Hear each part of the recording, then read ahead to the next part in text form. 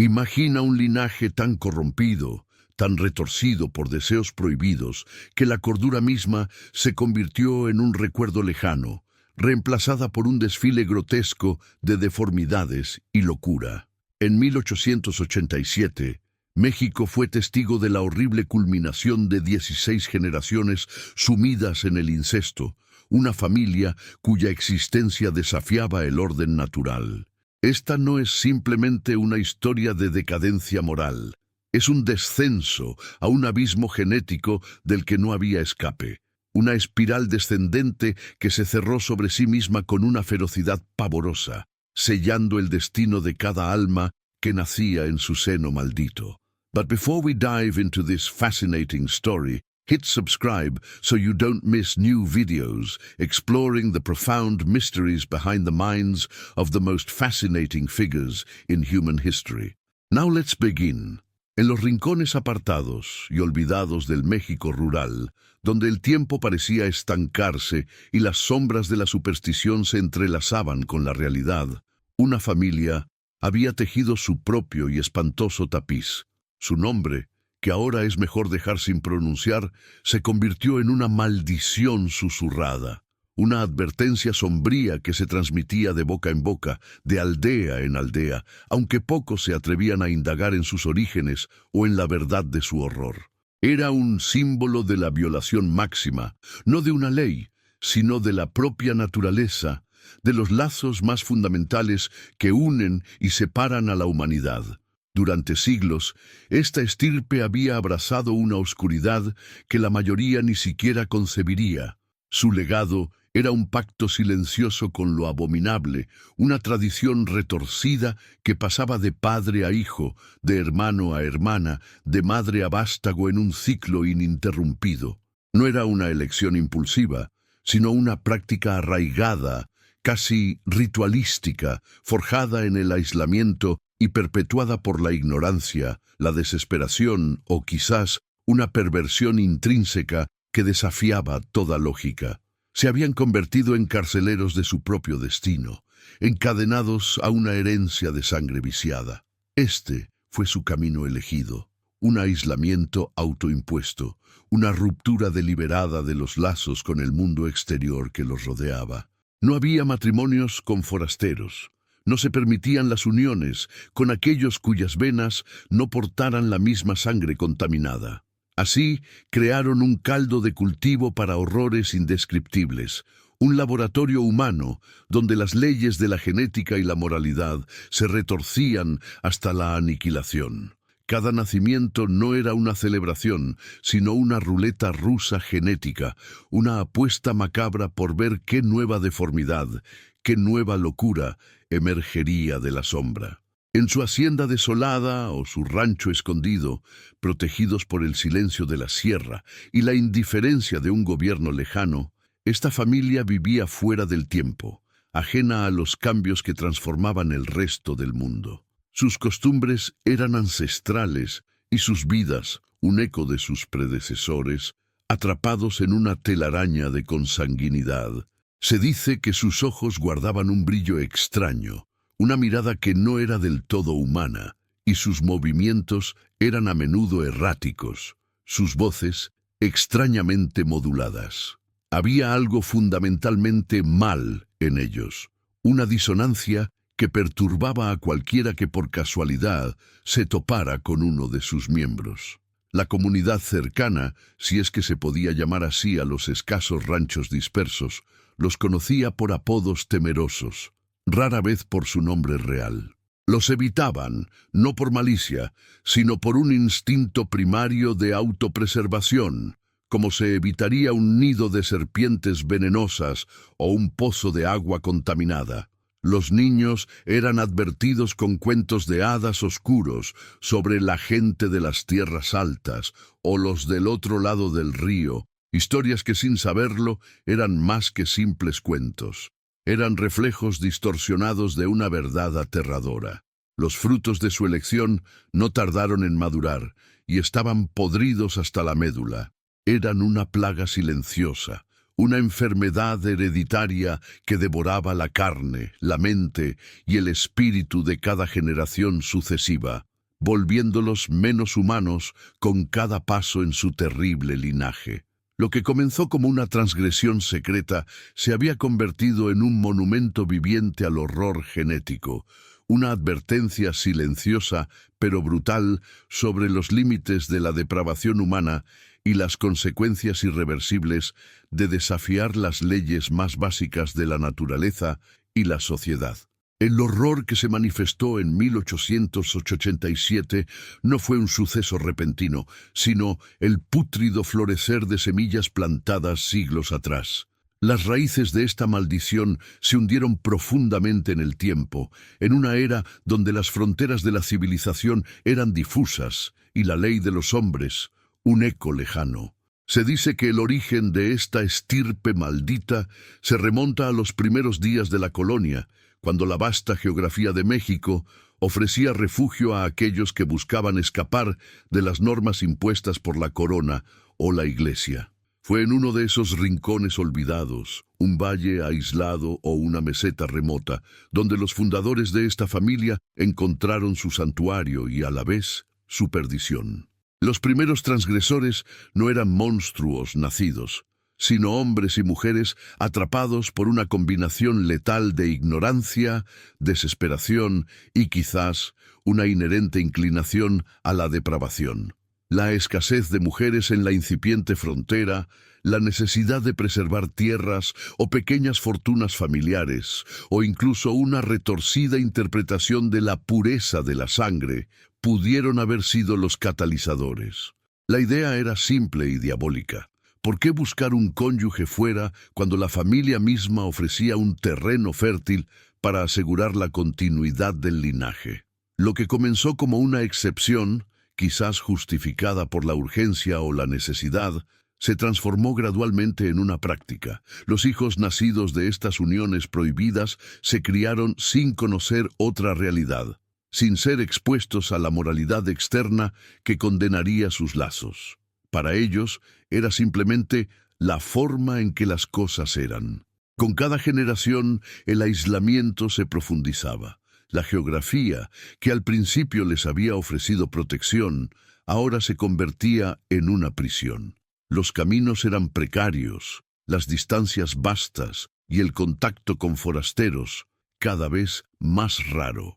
Las pocas veces que un viajero, un sacerdote misionero o un comerciante ambulante se aventuraba cerca de sus dominios, se encontraba con miradas extrañas, un silencio pesado y una palpable sensación de algo fuera de lugar.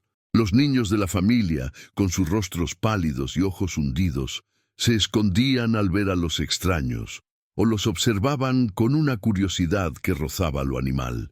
Los rumores comenzaron a circular, susurros de gente rara que vivía apartada, que no seguía las costumbres de Dios ni de los hombres. Un antiguo registro parroquial, recuperado décadas después y con gran dificultad, contenía una entrada perturbadora de un sacerdote que, en el siglo XVII, intentó evangelizar la región. Escribió con puño tembloroso: «He encontrado un pueblo de almas perdidas, más allá de la redención. Sus costumbres son las de la bestia, y la carne, la única ley que conocen. Temo por sus hijos, nacidos ya con la marca del pecado y la degeneración en sus ojos. Que Dios tenga piedad de sus almas, pues ellos no la tienen de sí mismos, ni de su propia sangre». Esta observación, críptica en su momento, era una premonición escalofriante de la espiral descendente en la que se habían sumido. La pobreza, a menudo inherente a su aislamiento, también desempeñó un papel cruel. Sin recursos para buscar parejas más allá de su pequeño círculo, y sin la educación que les permitiera comprender las consecuencias biológicas de sus actos, se aferraron a lo que tenían. El ciclo se perpetuó, no solo por elección depravada, sino por la fuerza inexorable de la circunstancia y la falta de conocimiento. Las primeras generaciones eran quizás conscientes del tabú, pero el paso del tiempo y la persistencia de las uniones consanguíneas borrarían cualquier noción de transgresión, reemplazándola por una normalidad grotesca. La línea entre pariente y cónyuge se desdibujó hasta desaparecer, dejando solo una vasta y putrefacta red de relaciones entrelazadas, cada nudo más apretado, más asfixiante que el anterior. La oscuridad se había asentado, y con ella la semilla de su propia aniquilación. A medida que las generaciones se sucedían, el velo de la normalidad que alguna vez pudo haber cubierto a la familia comenzó a rasgarse, revelando una verdad cada vez más espantosa. Lo que en un principio eran meras peculiaridades físicas o excentricidades de comportamiento, se transformó, con una inexorable crueldad, en signos inconfundibles de degeneración. Las primeras señales eran sutiles, casi imperceptibles para un ojo inexperto. Un ligero estrabismo que se repetía en varios niños, una delgadez inusual que no se explicaba por la falta de alimento, o un caminar algo torpe, como si sus cuerpos no respondieran del todo a sus voluntades. Los nacimientos eran cada vez más difíciles, las mortalidades infantiles más frecuentes.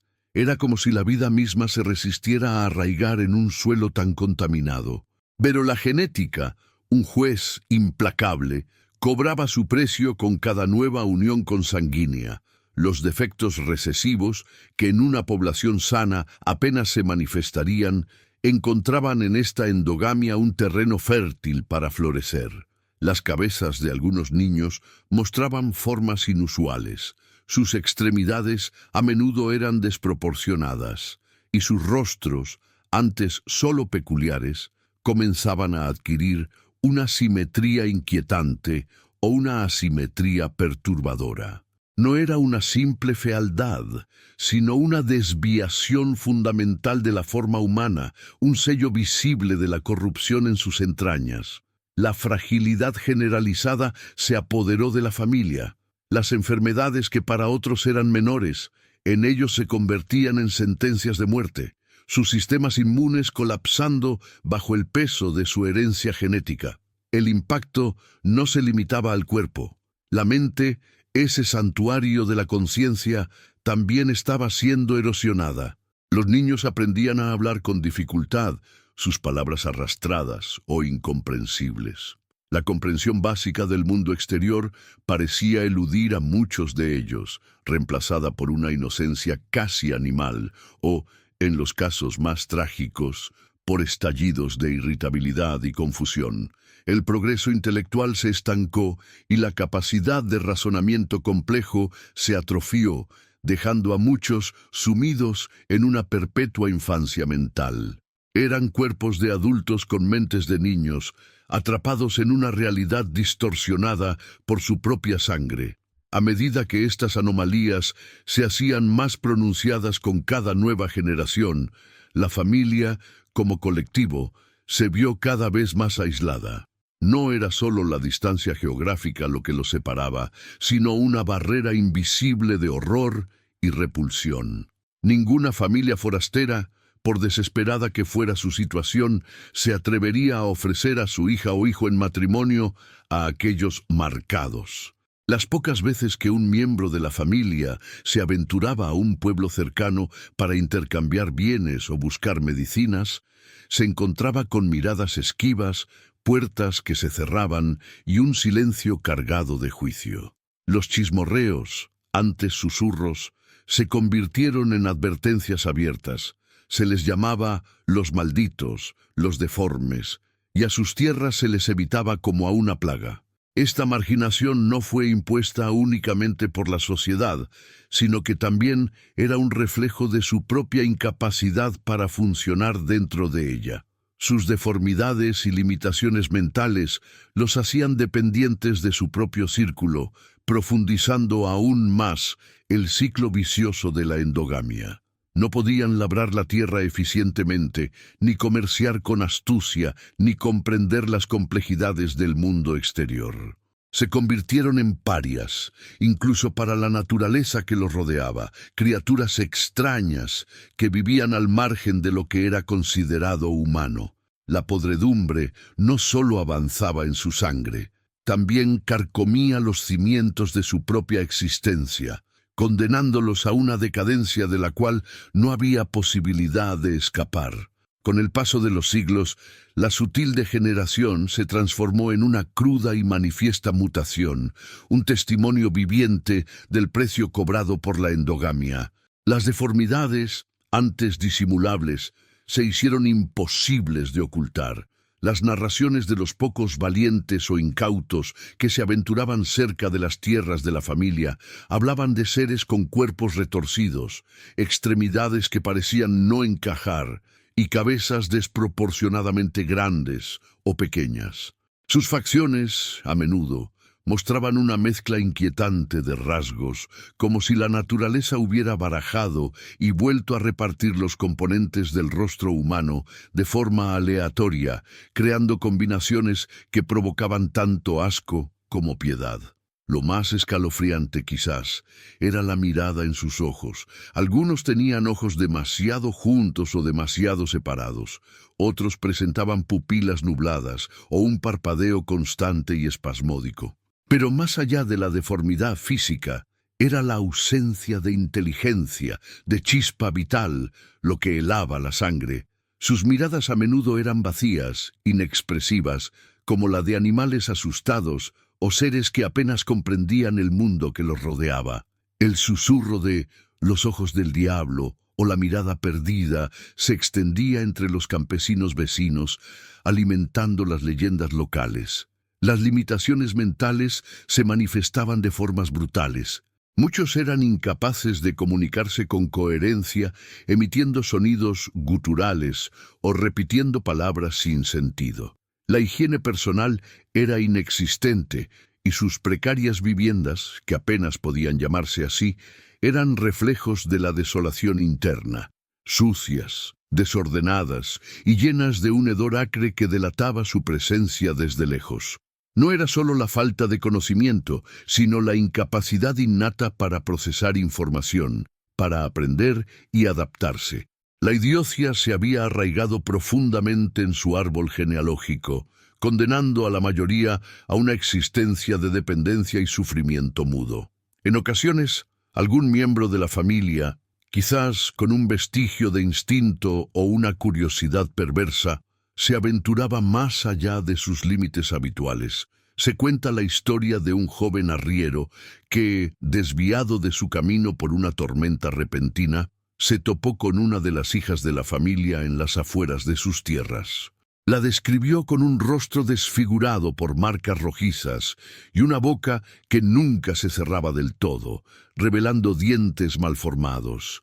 Cuando intentó hablarle, ella solo emitió un sonido que él comparó con el balido de una cabra, antes de girar sobre sí misma y huir con una velocidad sorprendente, desapareciendo entre la maleza.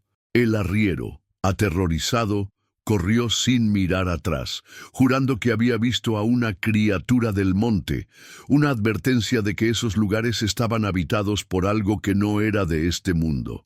Estos encuentros cercanos eran raros, pero servían para reavivar los temores y las supersticiones locales.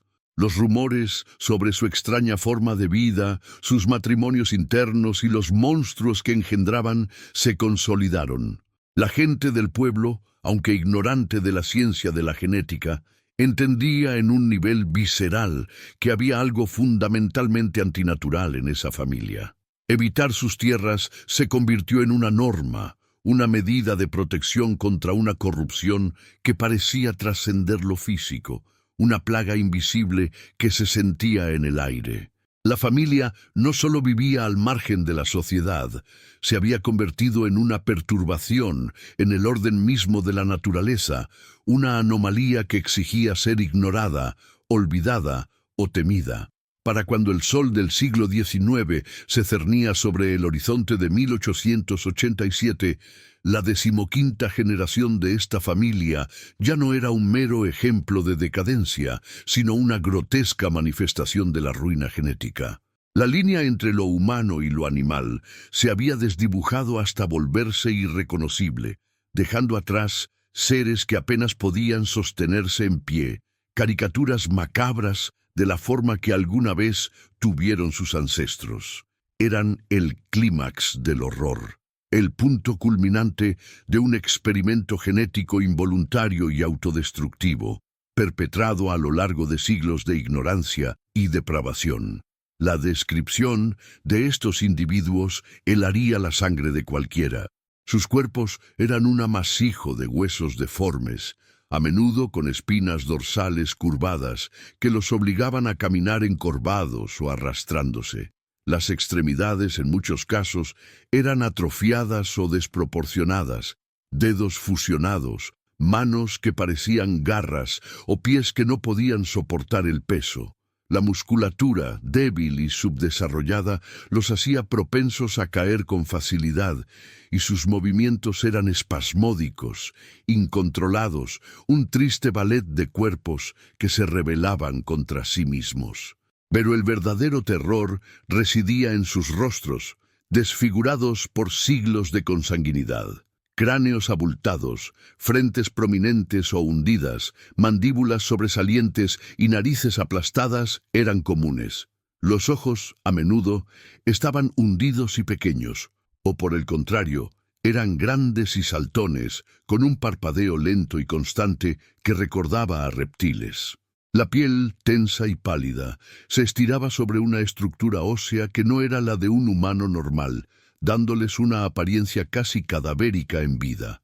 Muchos padecían de hidrocefalia o microcefalia severa, lo que añadía una dimensión aún más trágica a su ya deforme existencia. La mente, el último bastión de la humanidad, había sido casi completamente erradicada. La mayoría de los miembros de la 15ª generación padecía de severa discapacidad cognitiva, incapaces de articular una sola palabra coherente. Sus balbuceos, gemidos o gritos inarticulados eran los únicos sonidos que escapaban de sus gargantas.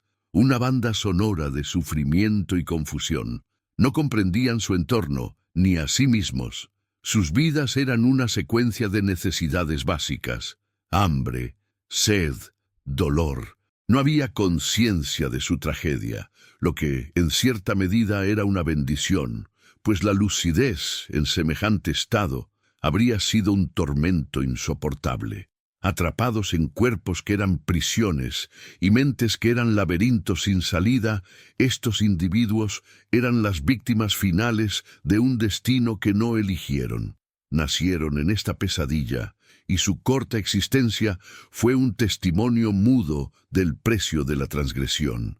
Sin acceso a la medicina ni a los cuidados básicos, su sufrimiento físico era constante: enfermedades respiratorias, infecciones de piel, parásitos que los devoraban lentamente.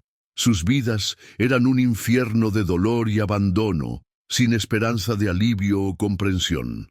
El interior de sus chozas o viviendas era un reflejo de su estado, un caos de inmundicia y desesperación. El hedor a excremento, humedad y enfermedad era abrumador. Ropas raídas y sucias se amontonaban, mezcladas con restos de comida y objetos sin propósito. Era un testimonio de su total incapacidad para el autocuidado, un abandono que solo podía ser el resultado de una aniquilación mental completa. Eran criaturas del limbo, despojadas de dignidad, arrastradas hacia el abismo de lo infrahumano por la mancha de su propia sangre. La 15ª generación era el horror personificado, el grito silencioso de una naturaleza violada que finalmente había cobrado su venganza más cruel. El año 1887 no fue solo otro capítulo en el lento descenso de esta familia. Fue el año en que su horror oculto, su existencia sepultada en el olvido, finalmente colisionó con el mundo exterior. No fue un acto deliberado de búsqueda, sino una coincidencia brutal, el destino tejiendo su propia trama macabra. Se dice que un joven médico rural, recién llegado a la región, con el idealismo de servir a los más necesitados, se desvió de su camino habitual.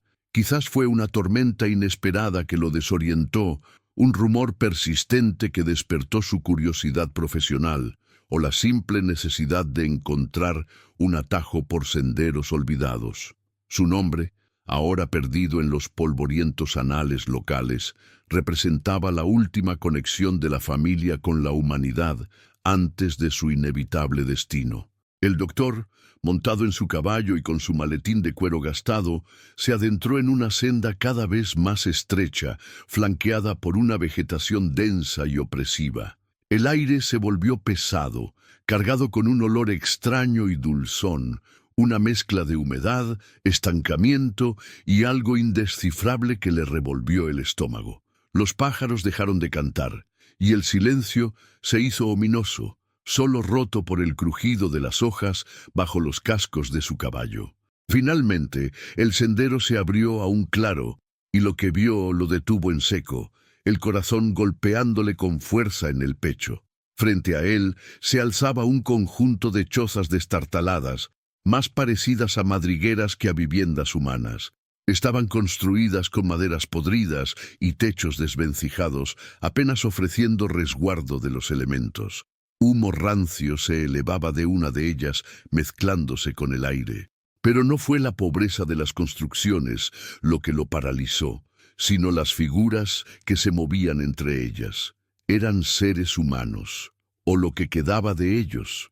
Una mujer de edad indeterminada, con una espalda tan encorvada que su rostro casi tocaba el suelo, arrastraba los pies lentamente, sus extremidades retorcidas. Un niño, desnudo y con una cabeza anormalmente grande, gateaba sobre la tierra, emitiendo sonidos guturales mientras se frotaba los ojos con puños cerrados y deformes. Había un hombre joven, cuyos rasgos faciales parecían fundirse en una masa indistinta, sus ojos desorbitados mirando fijamente a la nada, balanceándose de un lado a otro. El doctor sintió un escalofrío que le recorrió la columna vertebral. No eran simplemente enfermos, eran algo más allá de su comprensión médica, una manifestación de patología que nunca había visto en sus libros. Su caballo, sintiendo el terror de su jinete, relinchó nerviosamente y comenzó a retroceder. El médico, con la boca seca, apenas podía procesar la escena. La pestilencia era ahora abrumadora, una mezcla de orina, heces, carne en descomposición y el olor enfermizo de la propia enfermedad. Fue entonces cuando uno de los seres, un hombre adulto, con extremidades retorcidas y una expresión vacía, levantó la cabeza y sus ojos, velados y sin vida, se fijaron en el forastero. No había hostilidad en ellos, ni curiosidad, solo una mirada de pura nada, de ausencia. Este contacto visual fue el detonante. El doctor, superado por el asombro y el horror, sintió un escalofrío que no provenía del aire. Había tropezado con un secreto, un horror viviente que la civilización había olvidado o preferido ignorar, y ese encuentro cambiaría su vida y el destino de esa familia para siempre. El impacto de lo que presenció el médico fue tan profundo que, al principio, su mente se resistió a procesarlo. No eran solo enfermos o desfavorecidos, era una anomalía, un horror que desafiaba toda explicación lógica. Sin embargo, su entrenamiento y su instinto profesional lo empujaron a buscar una respuesta. Armado con una mezcla de pavor y determinación, regresó a la mañana siguiente, esta vez con más cautela, y comenzó lo que sería la investigación más perturbadora de su vida. Se acercó a las chozas, el hedor aún más penetrante bajo el sol matutino. Descubrió que los miembros de la familia que poseían algún grado de lucidez eran pocos y su capacidad de comunicación fragmentada. Eran ancianos, encorvados y marcados por las mismas deformidades que sus descendientes, pero con una chispa de comprensión en sus ojos que se había extinguido en los más jóvenes. Con infinita paciencia y una mezcla de gestos y palabras sencillas, el médico logró arrancarles retazos de una historia oral, una tradición transmitida de forma confusa, pero persistente. Lo que descubrió lo dejó helado. No hablaban de forasteros, de matrimonios con otras familias, ni de lazos que se extendieran más allá de su pequeño y endogámico clan. La respuesta a su condición no estaba en una enfermedad externa o una maldición sobrenatural, sino en una práctica que ellos consideraban tan natural como el respirar: las uniones entre hermanos, entre primos, entre padres e hijos. No era una aberración ocasional, sino el pilar sobre el que se había construido su linaje durante un tiempo inmemorial. La pieza clave del rompecabezas llegó con el hallazgo de rudimentarios registros. No eran libros ni diarios, sino tablillas de madera o trozos de piel curtida, donde con símbolos simples o dibujos infantiles se había intentado trazar su árbol genealógico.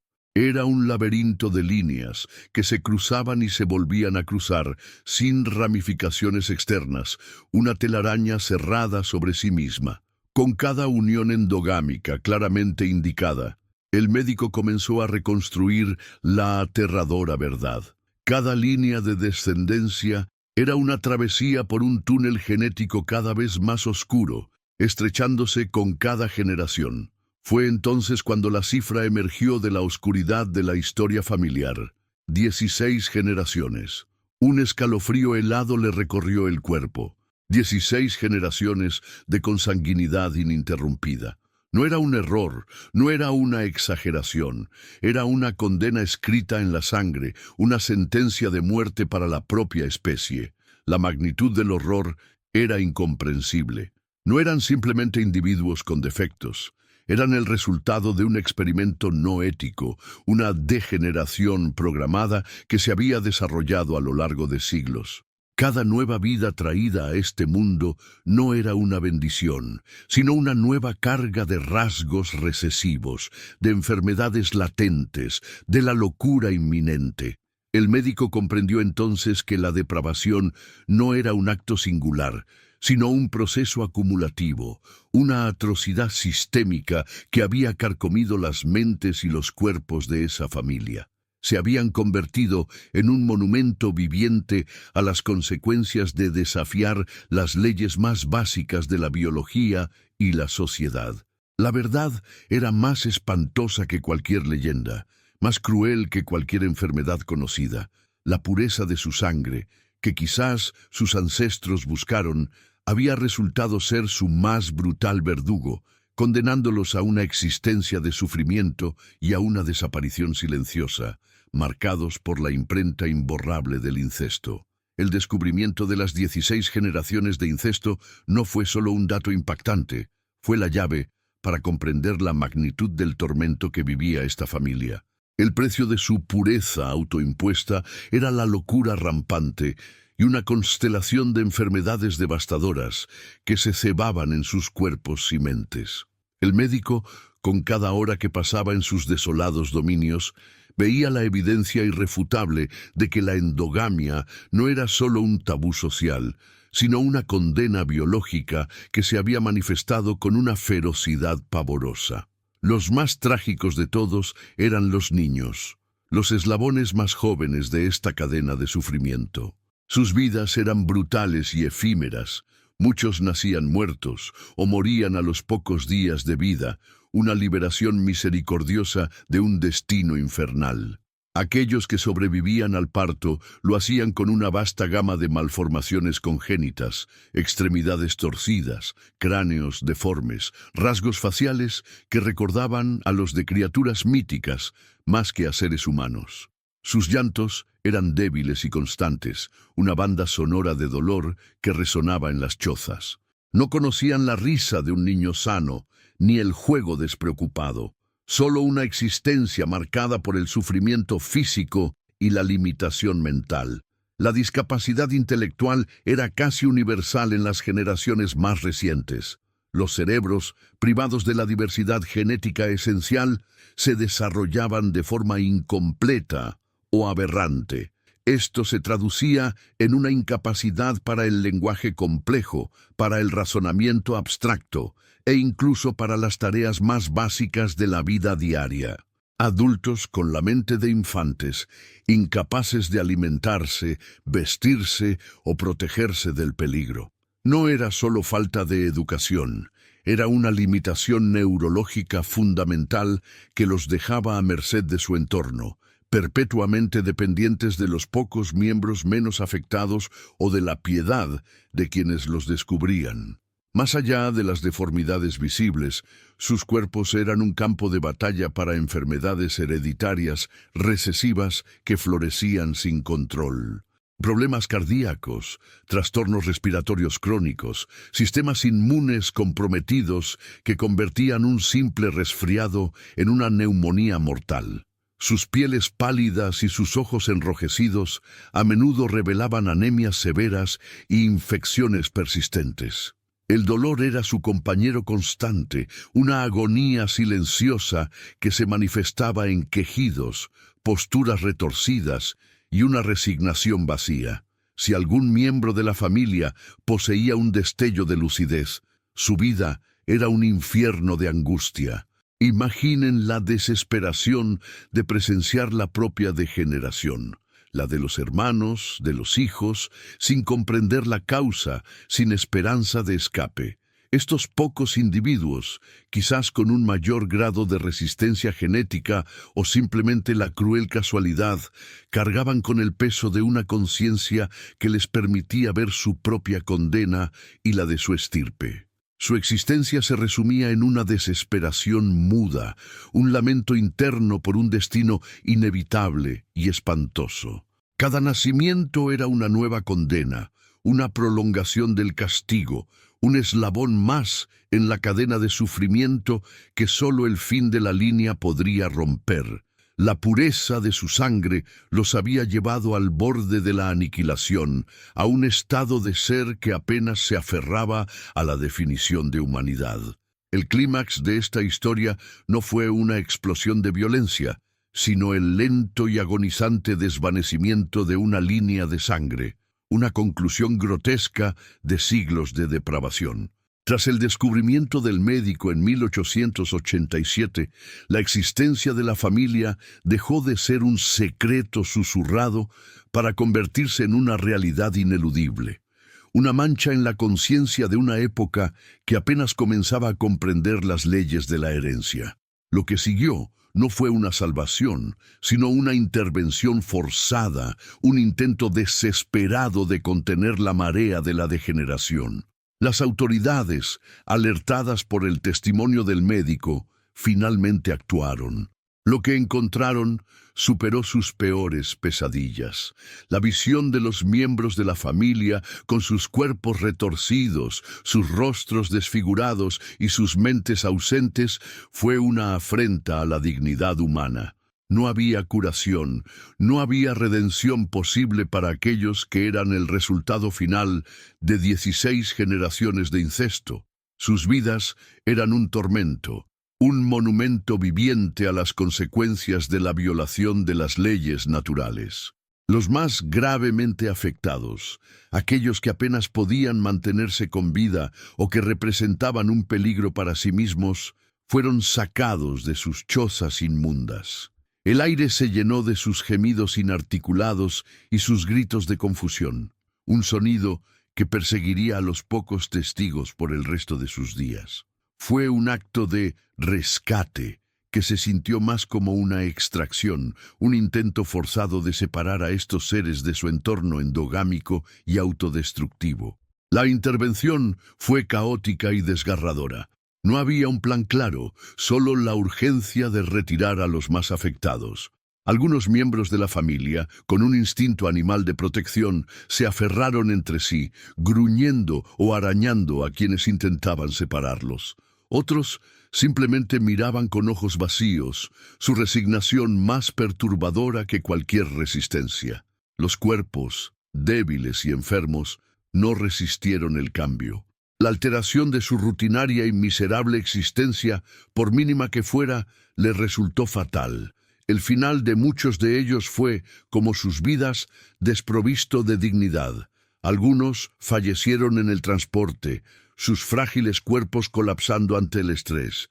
Otros sucumbieron a las enfermedades que ya los carcomían, apenas unos días después de ser rescatados. Sus muertes no fueron pacíficas, sino un reflejo de su existencia, luchando por respirar, convulsiones incontrolables, el hedor de la enfermedad impregnando sus últimos alientos. Fue un final tan brutal y desordenado como las vidas que habían llevado, un último acto de un drama genético que había llegado a su fin. La ironía cruel fue que, aunque se intentó detener la propagación de su infortunio, la mayoría de la 15ª generación y los pocos que quedaron de la 14ª ya estaban condenados. Sus cuerpos y mentes estaban tan deteriorados que cualquier intervención era meramente una prolongación de su agonía o una precipitación de su fin. El horror de las 16 generaciones de consanguinidad había alcanzado su punto más visceral, una manifestación repulsiva de la venganza silenciosa de la naturaleza contra aquellos que la desafiaron hasta su límite más oscuro. El telón había caído sobre este espectáculo de depravación, no con aplausos, sino con el silencio sepulcral del horror y la desolación.